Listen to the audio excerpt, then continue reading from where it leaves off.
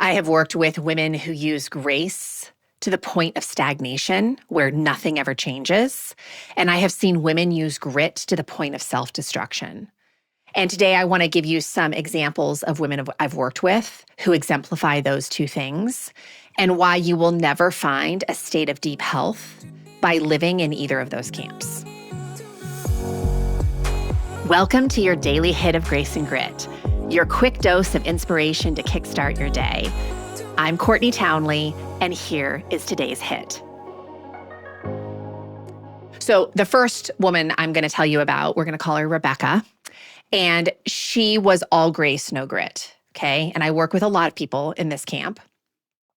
So Rebecca was endlessly compassionate with herself, and I'm a huge fan of self-compassion, okay? We talk about it a lot on the show. There's definitely an immense value to being compassionate with self. But she avoided effort. She avoided discomfort.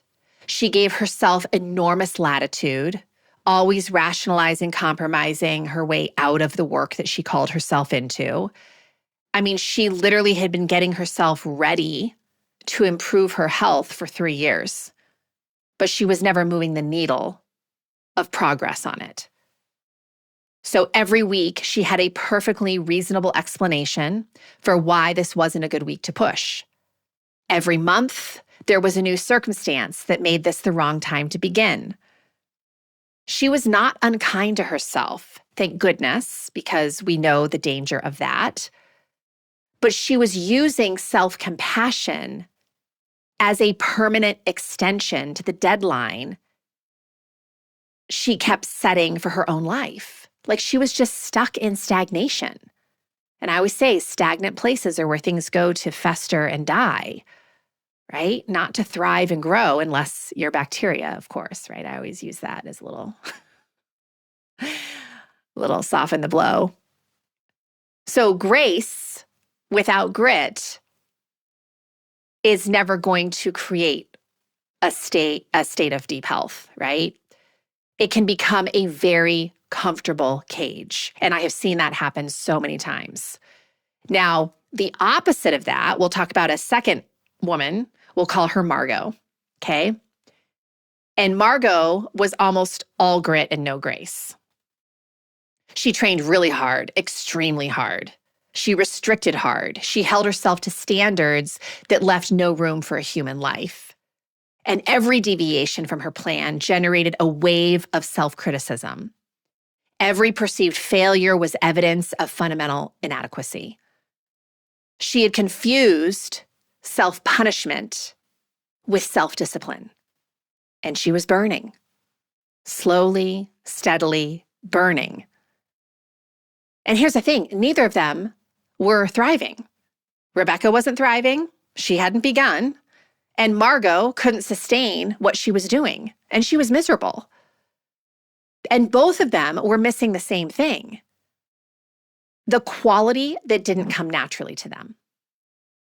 So what I find consistently in my coaching practice is that most women know which side they tend to abuse.